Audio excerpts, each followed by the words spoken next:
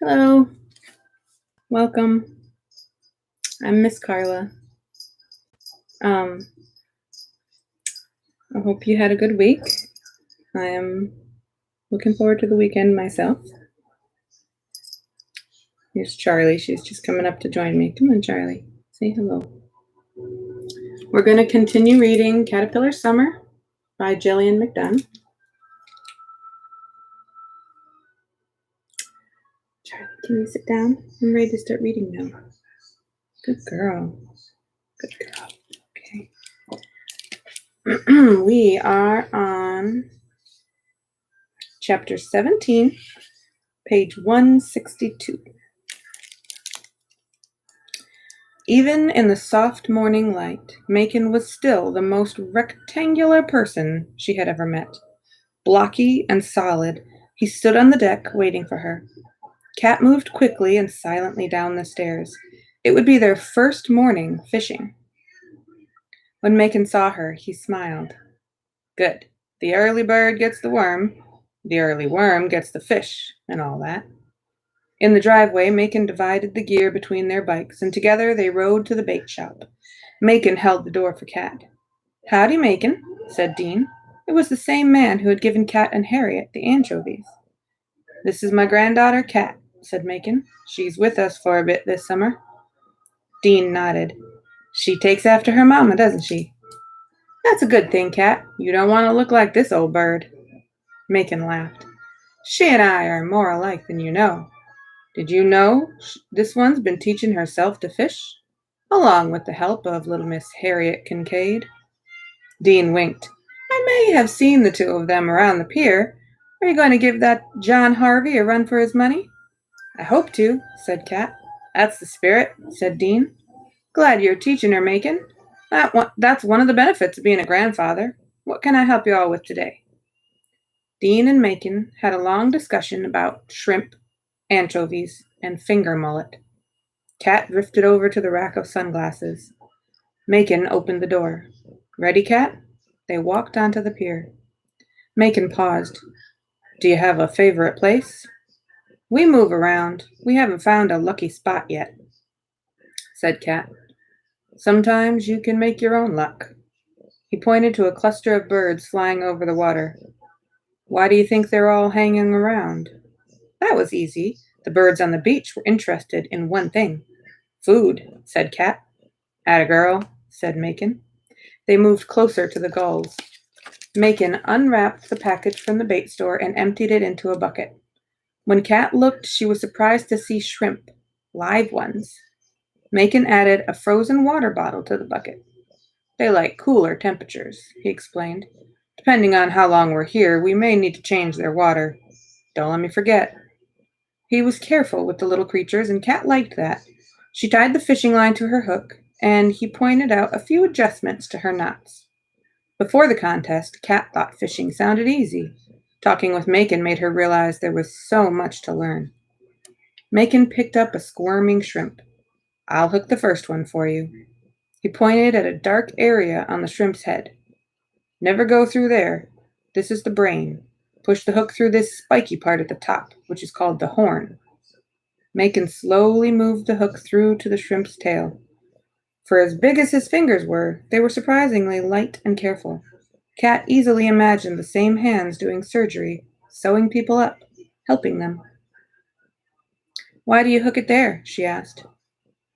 Shrimp kick backward when they are fleeing from a predator, so this gives it a more natural look. Plus, in my experience, it stays on better. The fish we're trying for is called a sheep's head, one of the trickiest, bait-stealing fish in these waters. Kat's eyes widened. She couldn't catch a regular fish, and now he wanted her to catch a clever one? It seemed impossible. He laughed at her expression. Don't worry, you've got a fighting chance. The fish love to hang out near the pier. Pilings create little nooks and crannies the fish love. Let your line go straight down, even underneath the pier if you can. Kat liked how he explained things.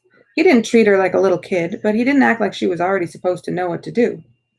Macon fastened a pyramid-shaped sinker on the line.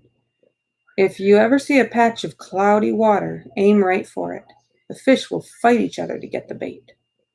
They spent some time in peaceful silence. This was that side-by-side time Cat wanted so much. They felt like a team working together. She hoped they would catch a fish. It didn't have to be a tricky one. Anything would do. Her line tugged and whirred. Cat froze, looking at Macon. "Get one?" he asked. "I think so." His voice was calm, slow and steady. Cat turned the crank. She couldn't believe how strong the fish was. "He's putting up a big fight," Macon said. "You can do it, Cat." The fish rose out of the water, wiggling and twisting. The scales glinted in the morning sun as she reeled it in. Finally, it reached the edge of the railing and she pulled it onto the pier. "I did it!" Macon removed the hook. The fish had bold vertical stripes all along its side. "Good job," he said to Cat. "Got him in without breaking a line. That's not easy. This is a sheep's head, also called a convict fish. See the stripes?" "Now what?" Cat asked. "We can release it, or we can eat it," said Macon. "And I think a fisherman has a duty to eat her first fish. Besides, this fellow is good eating." Cat nodded. "Macon, can we fish a little more before we head back?" The corners of Macon's mouth twitched up. "Of course, whatever you like." They fished for a while longer and caught a bluefish, but they let it go. The sheep's head would be their lunch. Not bad for a few hours of fishing. "Go on home," Macon told her. "I'll clean it. They're a pain to clean. I'll be after you in a bit." Cat pedaled to the house, cool air whipping her face until it stung. Her heart soared. She replayed the moment she felt the pull on the line. Landing it was a struggle, but she'd done it. Things were turning around with fishing. Things were turning around with the whole summer. Cat exploded inside the kitchen door. "I got 2 fish!" "Yay, Cat!" said Chicken. Lily got up from the sofa. "Wonderful, Cat. What kind?" "No, Charlie, don't do that." "A bluefish and a sheep's head," she said. She looked at Chicken. "You like the sheep's head, Chicken. It's striped." Cat turned back to Lily. "We released the bluefish, but Macon is cleaning the sheep's head down at the pier." "We'll have it for lunch, then." Lily peered inside the pantry. "I'm out of cornmeal. Are you up for a trip to Willis General?" "Sure," said Cat. "Chicken, do you want to go with me?" Chicken thought for a moment. "Or you can stay and help me make lunch," offered Lily. Chicken nodded. "I want to stay." Cat kept her surprise to herself and took the stairs 2 at a time to the driveway. Chicken liked cooking with Lily. She was glad for them to have their special thing, like she had with Macon. Cat decided to take her bike. She was so excited she could practically fly. Finally! And not just 1 fish, but 2. Cat went downstairs for her bike, then rode downtown. Her hand still felt the sensation of the fish pulling on the line. Maybe she'd bump into Harriet and could tell her the news right away. She leaned her bike in the alley around the corner from Willis General and pushed open the glossy green door. "Hey there, Cat," said Miss Willis. "Hi, Miss Willis. Let me know if you need anything." Cat took the long way to the food aisles. She smelled several bars of soap, sidestepped a display overflowing with bouncing balls, and examined some dangling spider plants before she found the shelf with cornmeal. She carried it up to the counter. Miss Willis gave Cat the total. "Your grandma making cornbread?" "Charlie, your fur is all over my face." Just move in there.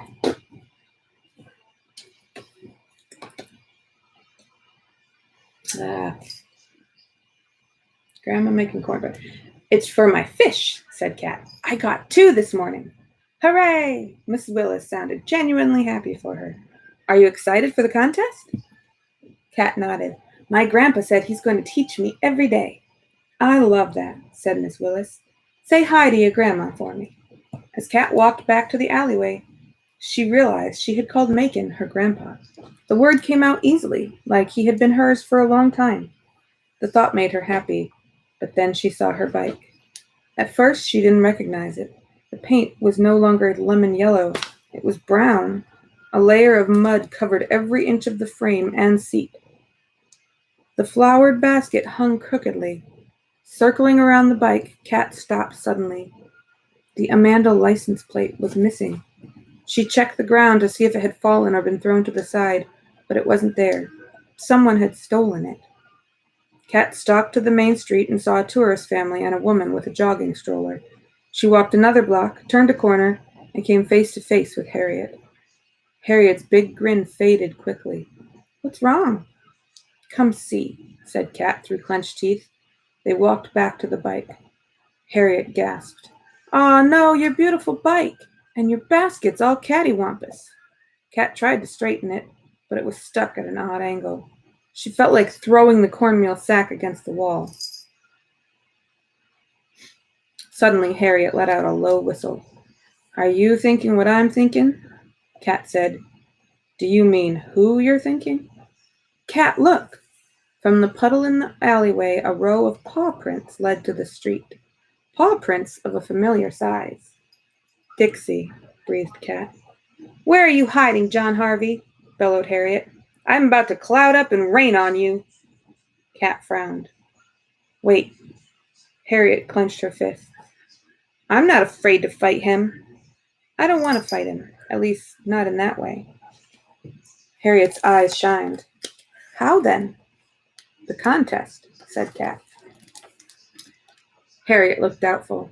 "No offense, Kat, but you haven't caught anything yet."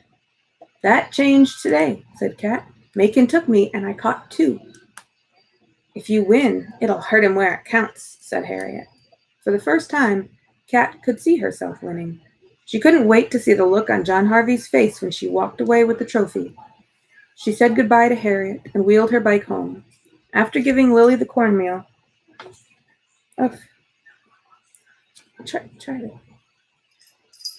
After giving Lily the cornmeal, Kat went downstairs and found rags, soap, and a bucket. She was lugging the heavy bucket when Macon came down the white wooden staircase. "Your grandmother's cooking the fish." Kat started scrubbing. "Good." Macon regarded her for a minute and then picked up a rag.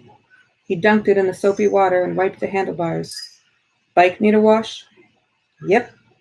"There's a lot of mud on there." "Yep." Kat scrubbed at a stubborn bit of dirt. "Must have been some puddle," he said. Kat looked at the ground. She didn't want him to think she hadn't taken care of the beautiful yellow bike. "It looked like this when I came out of Willis General." "That's a shame," said Macon. Kat nodded and didn't say anything else. She wasn't a tattler. Little by little, they wiped away at the mud, and the bike returned to its former, gleaming state. Lily called down the stairs that lunch was ready.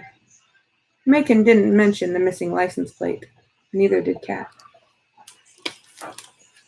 Chapter 18. The next morning, Kat and Macon fished for hours and released them all. She was barely at the door when Chicken ran into her, almost knocking her down. "Chicken, what's going on?" He hoisted a large envelope in the air. "Mama's practice book came." "Oh, it did? How exciting!" "Did you look at it already?" He shook his head. "He insisted on waiting for you," said Lily. "We always look at them together," said Kat. "But I'm sandy from digging on the beach. Can you wait for me to get washed off? I'll be right back." He narrowed his eyes.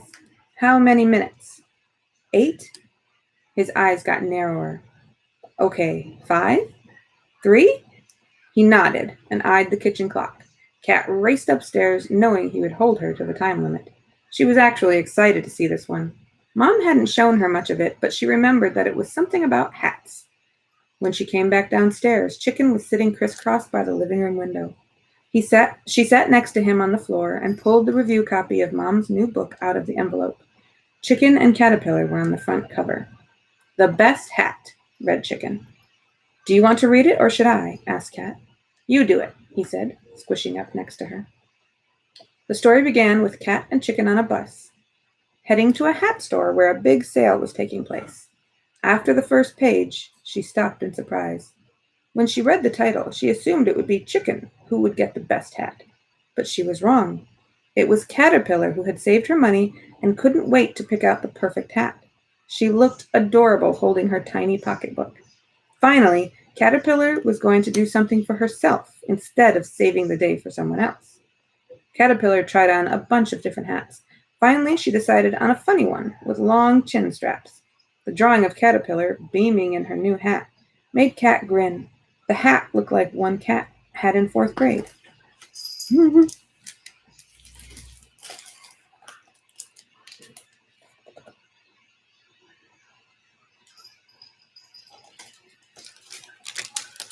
It says, but then Chicken showed up at the hat shop.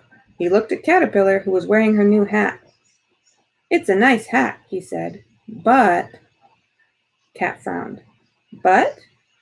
My beak is cold.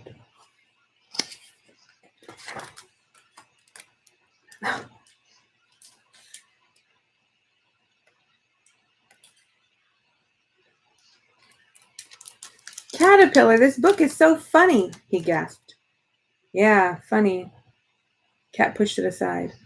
Chicken picked it up. Can we read it again?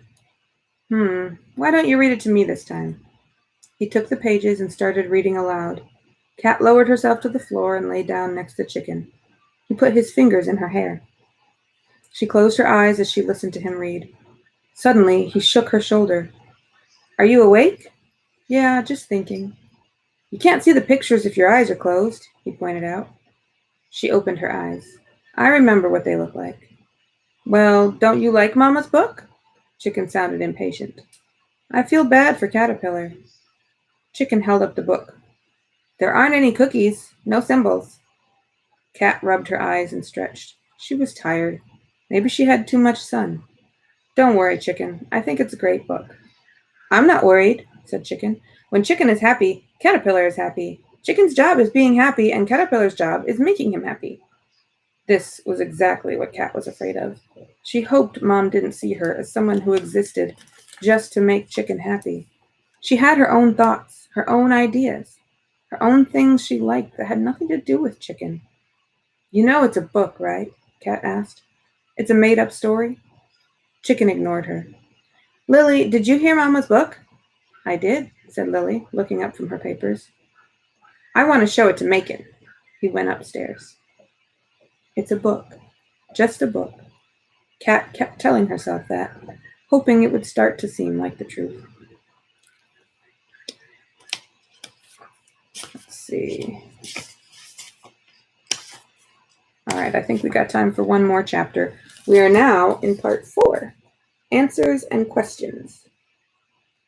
Well, that's interesting. It's answers and questions instead of questions and answers. And it says, of all the chickens in the world, I'm so glad I have you. Caterpillar and Chicken, the Marmalade Mystery.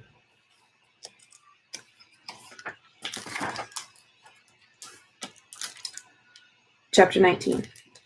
Cat wasn't sure if fish were shy or stubborn, but some mornings she and Macon came away empty-handed, even after spending hours at the pier. They had been there since the sun came up, and the fish weren't cooperating.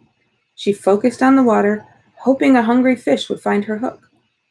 The time spent with Macon was often her favorite part of the day. The stillness of the morning surrounded them, and the sound of rushing waves made her breathe deeper. She leaned back on the bench and let her mind wander to the day she'd arrived on the island. She'd had so many questions about why Mom left, and here she was, 10 days later, without any answers. How come you and Mom never talk? The words were out before she realized them. Macon rubbed the rough, tan skin at the back of his neck. She talks to your grandma. It was too late to go back. She had to go forward. But she never talks to you. That's a tough one. He was quiet for a long time, looking at the water. Cat was starting to think he had forgotten the question. Finally, he spoke. Promise to stay and hear me out? Of course. Macon shifted on the bench, pulling his old blue ball cap down over his eyes. When your mom and dad got married, I didn't take the news well. A picture from the big blue book floated into her brain. The wedding day on the courthouse steps. Why? I wanted more for her. Cat frowned. How? I thought of art as a hobby, not a career, he said. I wanted her to have stability, though. Thought she should consider pre-med. Mom as a doctor? She could never pick the right medicine for someone or do surgery. She didn't even like to be around sick people. Mom made things that were funny and beautiful, and constantly had paint under her fingernails. Kat shook her head. Never in a million years. Macon chuckled. So that part wasn't the greatest idea. But there was more. They came to see us. I'd never seen Amanda so excited. Ben wore a tie. He stopped for a minute. I thought he was going to ask for her hand in marriage, Macon continued, finally. I would have asked them to wait a bit longer. They were so young, but... Kat frowned. But what? He grimaced.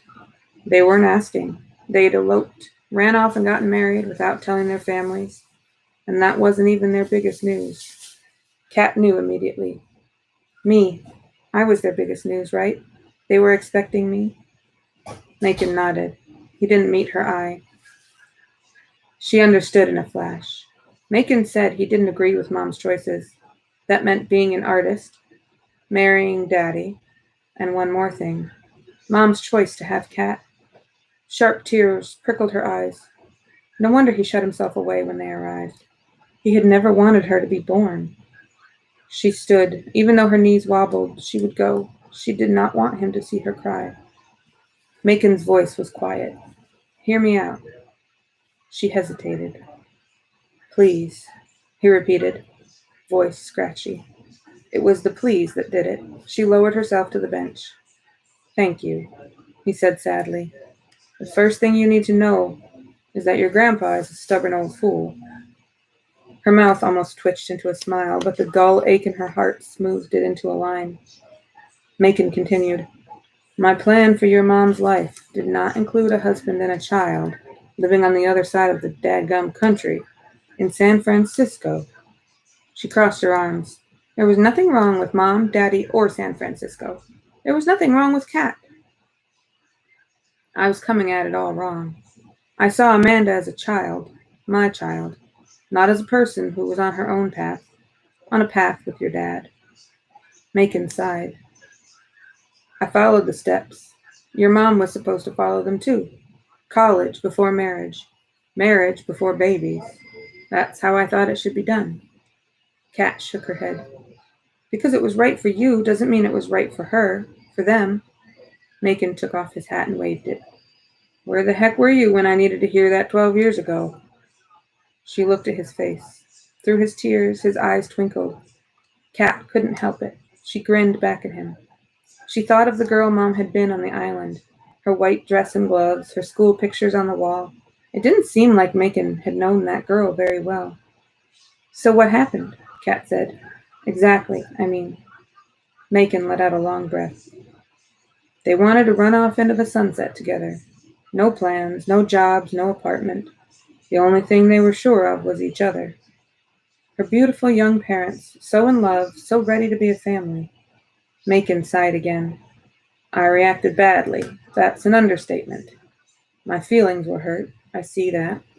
I tried to lay down the law like she was a child because I was afraid to lose her.